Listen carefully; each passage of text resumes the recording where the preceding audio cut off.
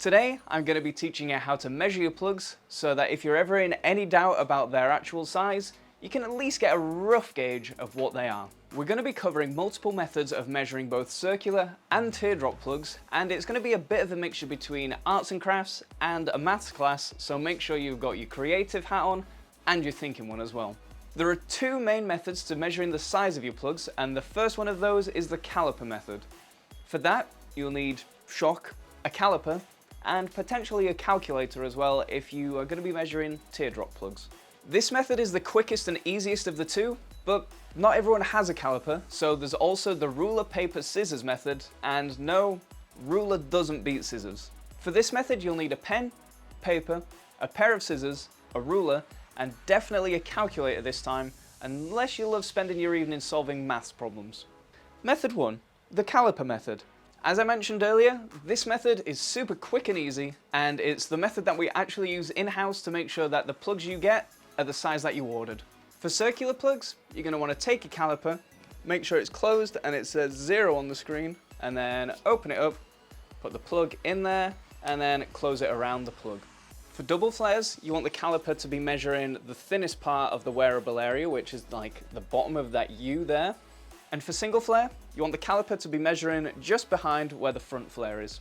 So for this plug, if I take the calipers and close them around it, it is saying that it is a 28.04mm plug, which is great because it's supposed to be a 28mm plug. Because the skin in your lobe can stretch, you can have a tiny margin of error when it comes to the size of your plugs. Just make sure that it's not too big.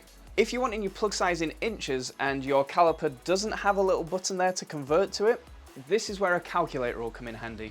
You want to take your millimetre measurement and divide it by 25.4, and that will be what size you are in inches. If it's a teardrop that you want to know the size of, you're going to need to take two different measurements. You want to do one vertically from top to bottom like that, and then you want to do one horizontally side to side like that. You're going to add those two numbers up and then divide them by 2, and that will give you your plug size.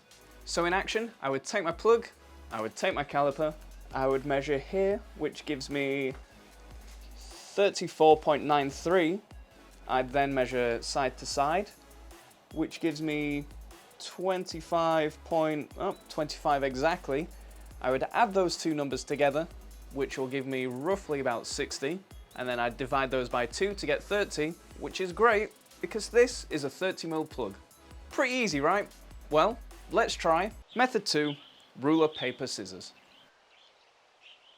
So let's say you don't own a caliper, or maybe you've left it at home whilst you're out on a stroll in the forest, and you find some wood plugs in their natural habitat. Ah, great. Here's a plug that looks like it's ripe for the picking. You're going to want to measure it to make sure it's the right size for you. If it's a bit on the small side, it's probably best to put it back and let it grow for a few months. Let's pop back to the office with this one and see what size it really is. First things first, you're going to want to cut a thin strip of paper, but make sure you've got parental supervision because scissors can be pretty sharp. And if you're like me and left-handed, you're probably going to want left-handed scissors, or you might make a meal of it like I do with these right-handed scissors.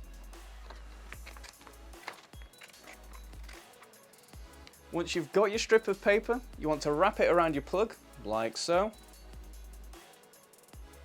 And then pull it tight.